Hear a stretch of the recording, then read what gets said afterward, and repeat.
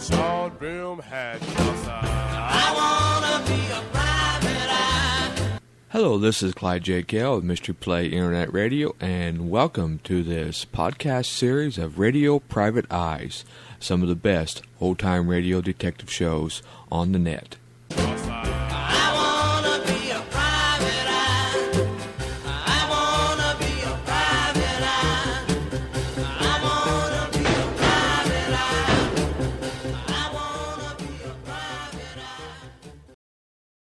Hello, this is Clyde J. Gale with a brief reminder. Mystery Play Internet Radio is listener-supported, so I encourage your monetary support with a donation today. Please visit www.mpir-otr.com and click on the donations page. A one-time donation of any amount will be greatly appreciated. Again, that's www.mpir-otr.com. And thank you for listening to Mystery Play Internet Radio. Now listen to me, and never forget it. Crime is a sucker's road, and those who travel it wind up in the gut of the prison or the grave. There's no other end, but they never learn. It was ugly from the start this time. Vicious blackmail that mushroomed into murder, and all because a wild artist on a hilltop, a man in a wheelchair, and a red-haired manicurist were held too tight together by one small ebony link. From the pen of Raymond Chandler, outstanding author of mystery, comes his most famous character and crime's most deadly enemy as we present The Adventures of Philip Marlowe.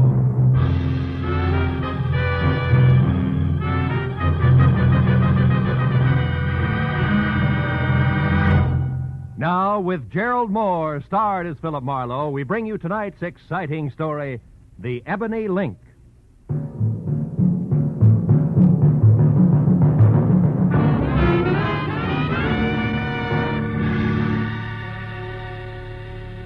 Spent a dismal day tracking down another wise guy who thought he could see fast money over the sights of a 45, but who ended up like they all do. He was flat on his face in an alley, his life dripping into a sewer. It was what he deserved, and the only feeling I got from it was that I wanted a bath bad. So I went home, but when I stepped out of the elevator and started down the hall, I knew I'd have to postpone it, because leaning on my doorbell was a redhead who looked very good from a distance. But she lost ground with every step I took, because the closer I got, the more I saw of a mouth shaped by indecision, of eyes that were nothing but mascaraed caginess and shallow green, and flashy clothes that carried the kind of bargain basement label you can't tear off. Good evening. Looking for me? Yeah, you're a private detective named Marlowe. I am. Come on in. Have a chair, miss. Johnson, thanks. What's your difficulty, Miss Johnson? Oh, it's not me. It's my sister up in Santa Barbara. Can you go there right away, 812 Seaview Road? Maybe you should tell me what it's all about, huh? Well, she loaned a gentleman friend of hers some money. Okay. That's enough of the sister act, baby. What's the gag? Gag? I don't think I understand. Number one, there's no 812 on Seaview Road. It runs into the ocean at the 600 block. I know. I used to live there. But Number two, when picking a phony name, Johnson is the second most popular in the book. Yeah, but and number three, baby, me hiring out as a patsy of any kind is lousy for my business. So you better... Stick 'em up. Oh, no. I mean it, and I'll shoot if you follow me. Okay, kid. Just don't slam the door on your way out. She backed out fast, pulling the door closed as she went. I gave her 5 seconds head start and then looked in time to see the top of her hat disappearing down the stairs. But before I could follow her, the elevator gate slid open and a dapper man with a square face I'd seen somewhere before hailed me. Certainly glad I found you, sir. Remember me? Ramsey, Mr. Ivan Pack's chauffeur. Oh, yeah. He wants to see you, sir. Says it's very urgent. Yeah, but Well, okay, Ramsey. Where's Mr. Pack now? Waiting downstairs in the car, sir. I'll Oh. show you. We tried your office first, but it was locked. We're afraid you might have gone out of town. You aren't going, I hope. No, but it was close. By the way, how is Mr. Pack these days? Still confined to his wheelchair? Yes, sir. But he gets around fairly well with me to help him, of course. Mm-hmm. What's the matter, Mr. Marlowe? Looking for someone? Not exactly, Ramsey. Chances are she ducked out the back way and still running. Oh, I beg your pardon, sir. This way, Mr. Marlowe. Here we are. Oh. Hello, Ivan. Get in, Marlowe. Thank goodness we found you. Well, just drive around the block, Ramsey. He said it was urgent. Is it really that bad? Yes, it is. Roll up the glass there, Marlowe. It's best if even Ramsey doesn't hear this. Okay. That's it. Well, Marlowe, I'm being blackmailed again. Huh? It happened 6 months ago for $10,000. This time it's $50,000. Brother. What do they got on you, Ivan? What's the lever? The lever is that I happen to love my wife, Leona. That I happen to feel it's my duty as a husband to protect her reputation and shield her from heartbreak. I still don't get it. Marlowe, I tell you this because you're the only person I can trust. Leona spent a year in prison back east when she was a kid, but that's nothing to be ashamed of all your life. I know. Take it easy. I'm sorry. Bluntly, I can't afford to throw that much money away. On the other hand, if I don't pay, they threaten to expose Leona as a jailbird. She couldn't stand that, Marlowe. Mm-hmm. I know her. She ran away the first time this happened. Said she wouldn't be that kind of burden to me. If she finds out about this new demand, she may do something even more desperate. Blackmail's always tough. Who's doing it? I don't know. All we have to go on is this letter. Let's see it. Here. It's got an L.A. postmark. The stationery is a high grade that doesn't match that cheap envelope. Mm-hmm. The top of the page has been cut off, see? Yeah. Strange backhand, too, huh? Hey, this demands a payoff by 12:30 tonight. Why didn't you give me more time? I just got the letter this afternoon. Yeah. Look, Marlowe, I realize what you're up against. Try, will you? Find out who wrote that letter. I have two alternatives. Pay him, kill him. Well, I'm no killer. I'll pay if I have to. But maybe, with luck and your help, we can find a soft spot in his armor. What do you say? Well, I'll try. Don't take any bets, Ivan.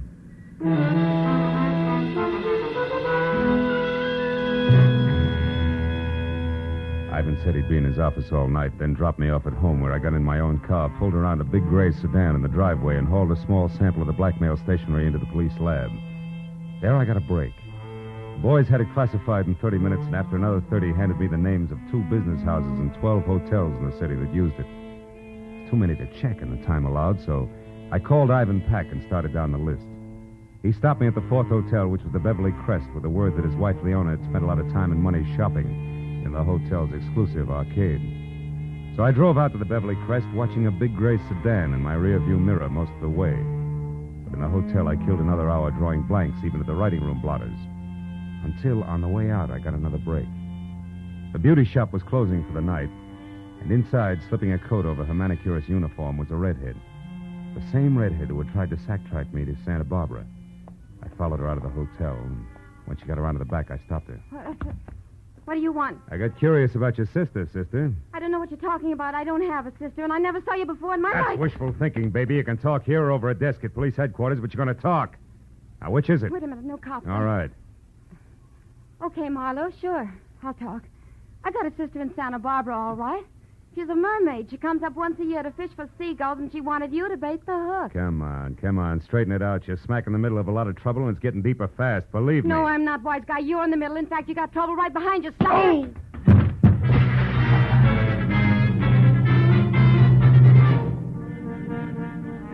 By the time I got untangled from the ash cans, all I could see was the back of a big gray sedan taking a corner so fast I only caught the last 3 numbers of his tag.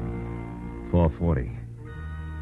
But as I stood up and dusted myself off, I saw something black and shiny. It was a 5-sided ebony cufflink. I dropped it in my pocket as I went inside the hotel again. A 5 to a bellhop got me the manicurist's real name, Rhea Fleming. But even a 10-spot failed to raise her address, so I called my client again, tried Rhea's name on him. When that missed, I asked permission to go and see Leona about it.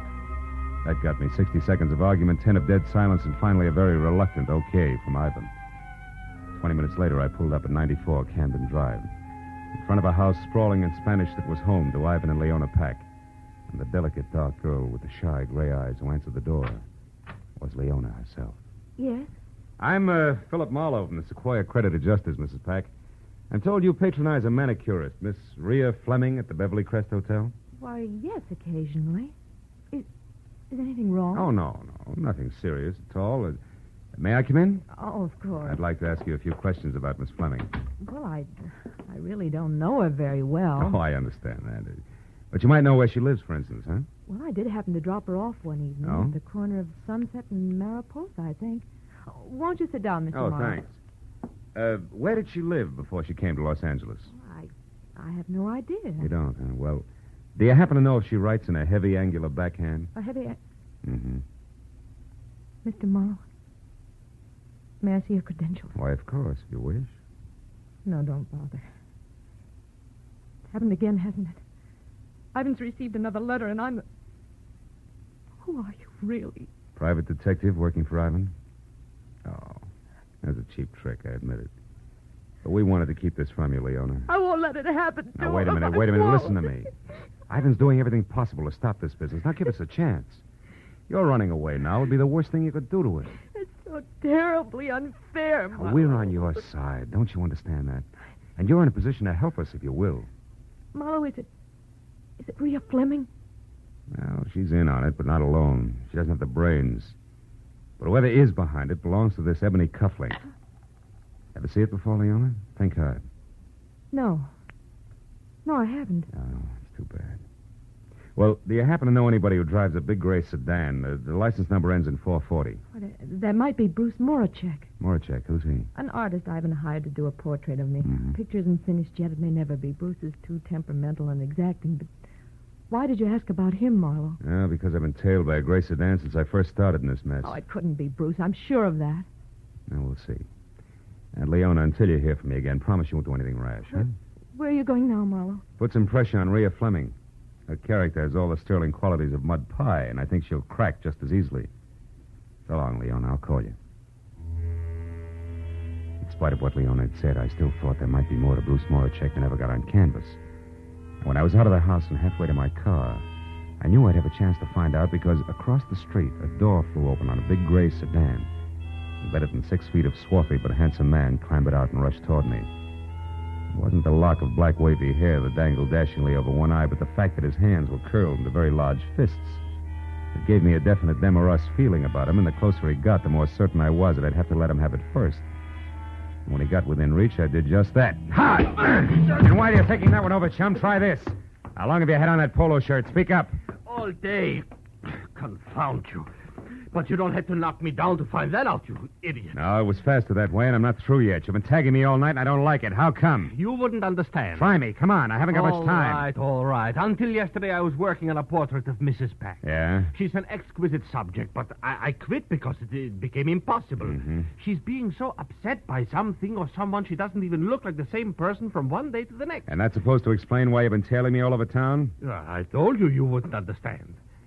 A portrait artist is not only a painter. He isn't, huh? He must be a psychologist, a doctor, even a detective, if necessary, when his subject's beauty is being destroyed before his eyes. Oh, come on. It's true. Hey. So I followed Mr. Peck to you and you to the Beverly Crest Hotel because you are up to something. I want to know what it is. Mm-hmm. Naturally, it wasn't you who put the slug on me at the hotel, huh? The what? The slug. Slug. No. I saw you walk around to the back, but the time I got there, a car was driving off. I thought you were in it, so I tried to follow, but I lost it. Yeah? And then I came up here. Well, let me tell you something, Moracek, for your own good and your subjects. If you're on the level, go home. And if you're not on the level, brother, you better get out of town while you still can. Good night.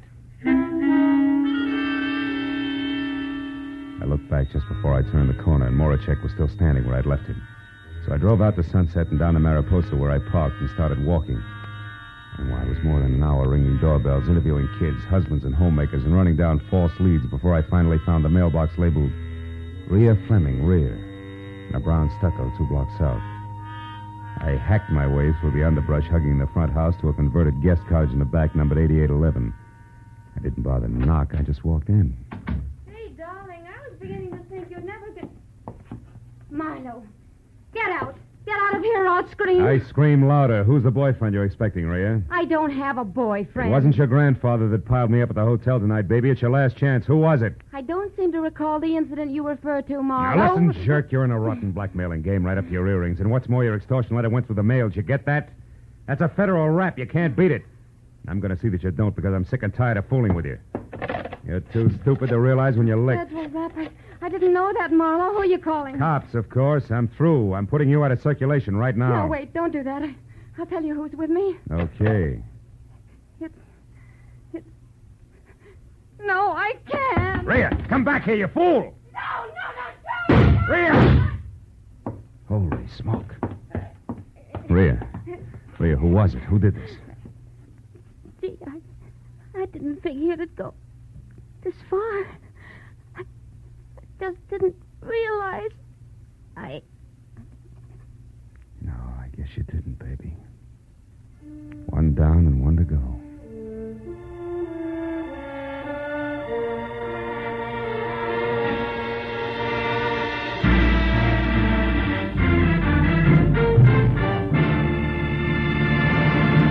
in just a moment, the second act of Philip Marlowe. But first, if you like the weather here, cloudy with threats, torrid with action, showers of trouble later tonight and tomorrow, you'll find more of the same on Sundays when Danny Clover and Sam Spade go into action. Danny Clover is the thoroughly human, fast-thinking detective of Broadway Is My Beat. And Sam Spade is the... well, who else but the Sam Spade of Dashiell Hammett's fertile, ingenious brain. On most of these same CBS stations tomorrow, you'll find Danny Clover prowling the Great White Way late in the afternoon and Sam Spade on the hunt in the evening. Now, with our star, Gerald Moore, we return to the second act of Philip Marlowe and tonight's story, The Ebony Link.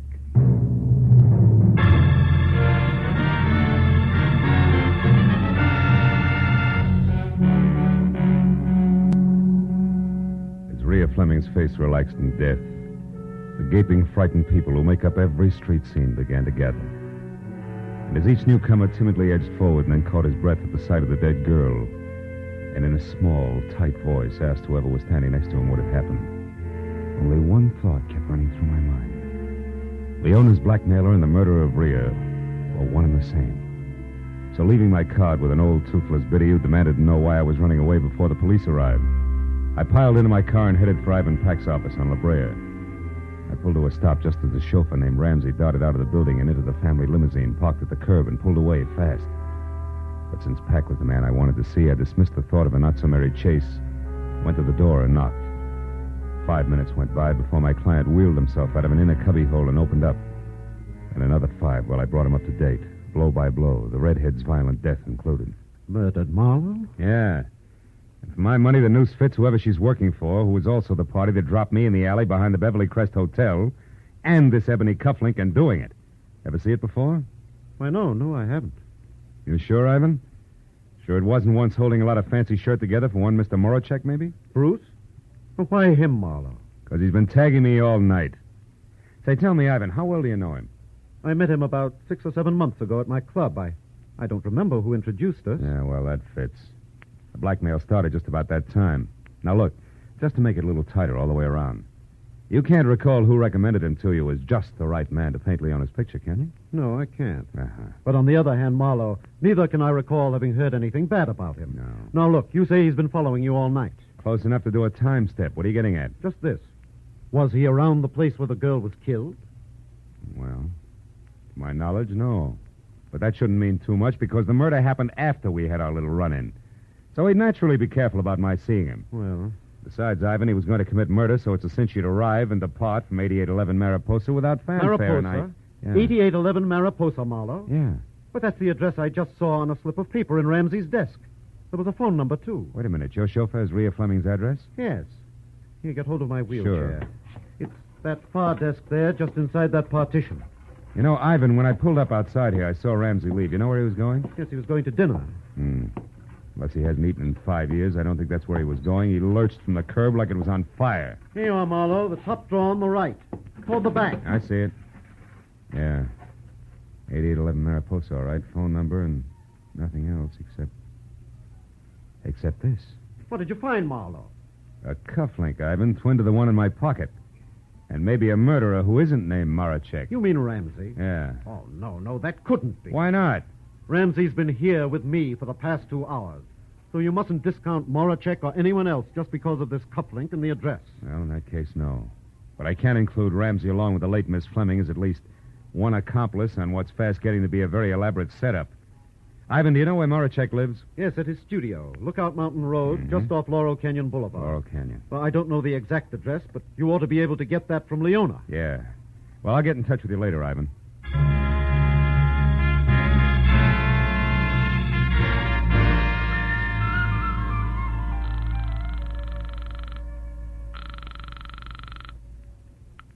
Hello? Hello, Leona. Now, listen hard. Did Bruce Moracek come up to see you after I left? Yes, he did. What'd he say?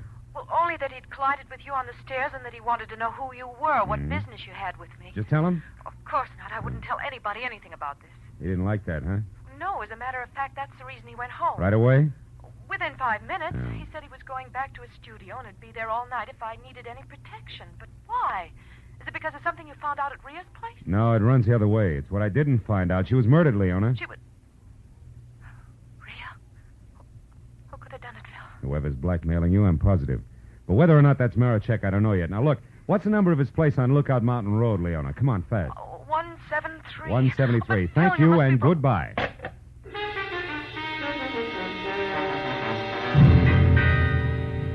I was 20 minutes wriggling through the thick Hollywood traffic to Laurel Canyon, then another 10 climbing Lookout Mountain Road, which was an abrupt spiral of macadam that belonged in the Alps.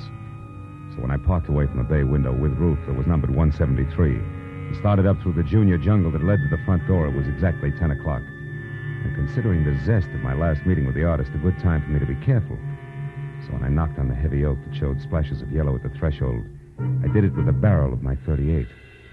When I got no answer, I tried again, louder. It was then that Marachek replied, but not as I had expected, because he was behind me. And his greeting was a fist the size of a cannonball coming at the side of my head. Fast! Oh! And now, Marlowe, I'll take your gun here. And if I have to use it, I will. No doubt. It worked before. Huh? What are you talking about? Come on, Buster, get off it. You act like a paint. Let's not waste each other's time. All right. Then inside, Marlowe, where we can get to the point fast and in privacy. Go on. All right. The door is not locked, detective. I don't know what you want here, but I'm going to find out, believe me. You can skip the thumb screws, Rembrandt. I'll make it very plain for you. I want to know why you think you can get away with a doubleheader like blackmailing Leona and murdering your own accomplice. Any comment? Yes, you're either stupid or a raving maniac. Now listen, Marlowe. Moracek. No, you listen to me. Leona Peck is a good friend of mine, Marlowe. I'm very fond of her. I'm not going to stand here and be accused of blackmailing her. And I suppose that talk of murder at 8811 Mariposa also offends, huh? It does. And until you mentioned it, Marlowe, I didn't even know Leona's trouble was blackmail. And as for a murder at something or other Mariposa, I have been here painting since I last saw you. Which who will swear to? Nobody. Ah. But if you will step over here, you can see that this canvas is fresh, that the paint is still wet. It was my chance. The second he got in front of his canvas, he forgot he was holding my .38 in his hand. And as he talked, he pointed with the barrel like it was a paintbrush. When I was close to him and my right foot was against one leg of the easel, the time was right. Marlowe, are you satisfied? Not quite! Mr. Marachek. Now, since I'll also use this gun if I have to, get up. Oh, now Stand look over what there you- against that wall. Come on. You're going to get a chance to tell that story again, Bruce boy, but this time to the police. And I... Hey, Marachek. What? That painting there. That's Leona, right? Huh? Of course that's Leona. Does it look like a battleship? No comment. But also, Marachek, it looks like a lot more, and by that I mean the answer to who's both the blackmailer of Leona and Rhea Fleming's killer. Now I think I know. Apologies and farewell, Buster. You're nothing worse than a sucker. But Marlowe, I don't understand. Where are you going? To Leona's place. Friend Ramsey is due there at the moment, and that may mean murder again. So long, Rembrandt.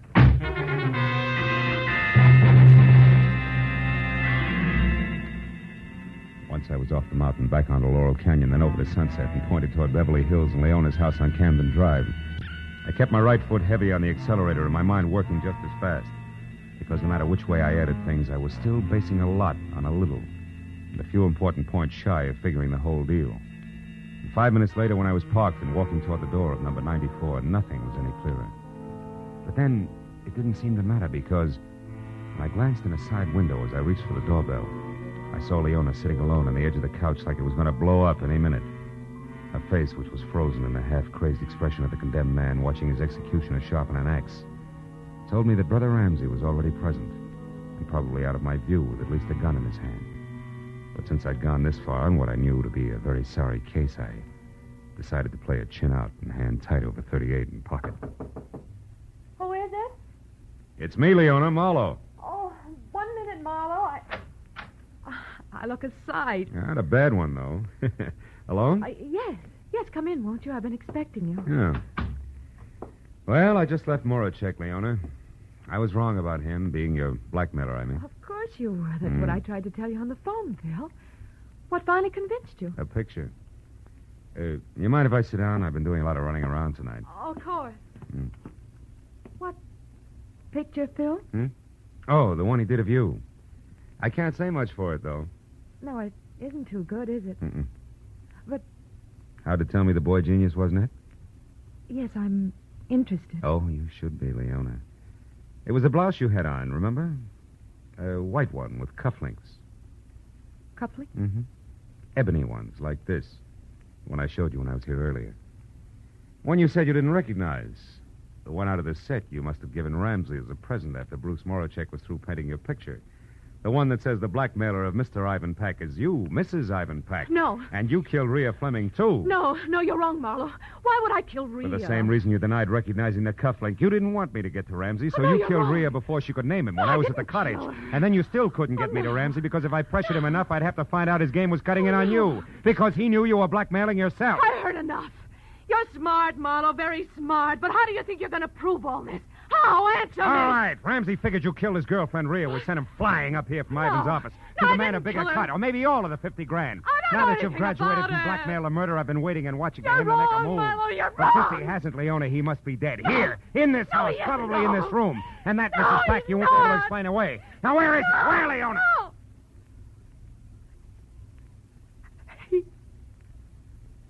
He's there, Marlowe. Behind the couch.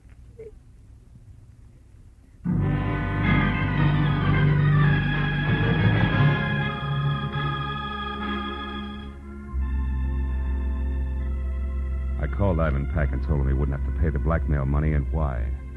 There was a long silence before he said goodbye, and I went to police headquarters where an uncomfortable hour and a half went by before homicide was satisfied and Leona had signed a complete confession. So by the time I got over to my client's office on La Brea, where I knew I had to go, it was almost 12:30, the hour originally set for the payoff.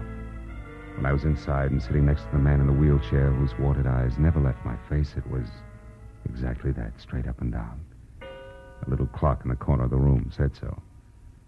Well, Marlowe, I just saved $50,000, didn't I? Maybe a little more than that, Ivan. Maybe unhappiness for years to come, huh? Yes, I suppose so. Leona wanted two things, Ivan. Your dough and Bruce Moracek. She didn't get either one. The 10 grand you paid the first time and the money she was going to get tonight would be a bait to catch a starving artist. But I was wrong about him. He wasn't interested except as an artist. And your chauffeur and your wife's manicurist knew enough between them to try to get a piece of that dough for themselves. Yes, I owe you a lot, Marlowe. Oh. After all, I just said I saved $50,000, didn't I? Even though I lost a wife. Good night, Marlowe. I'll talk to you tomorrow. Sure. Night, Evan.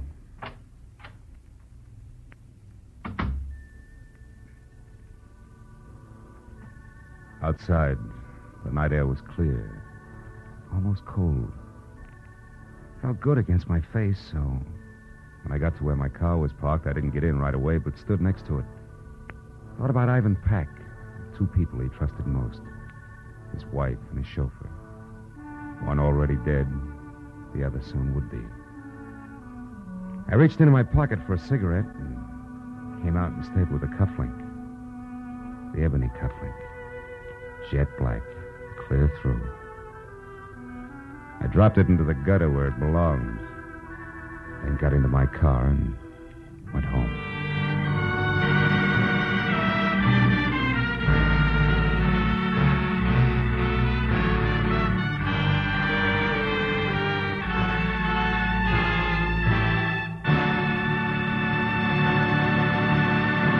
The Adventures of Philip Marlowe, created by Raymond Chandler, star Gerald Moore, and are produced and directed by Norman MacDonald.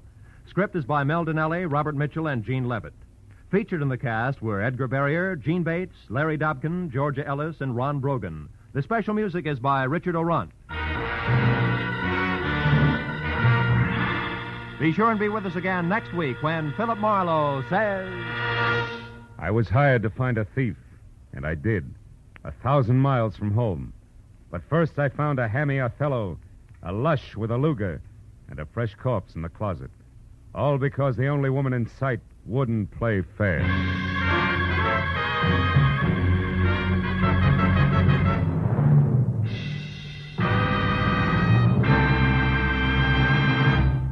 There's gold in them trills when just a little bit later tonight, Sing It Again comes along, offering a grand prize of $52,000 to some lucky CBS listener. Phone calls will be going out to listeners from coast to coast asking for answers to the merry, tuneful riddle songs, which, if you solve one correctly, gives you a chance at the fabulous Phantom Voice Award. Tonight, it's 27,000 in wonderful prizes if you can tell who the Phantom is, plus 25,000 in cash if you can answer one more question about him. So stay tuned to CBS for Sing It Again, which comes along later tonight, and for Gangbusters, which follows immediately over most of the same CBS network stations. This is Roy Rowan speaking.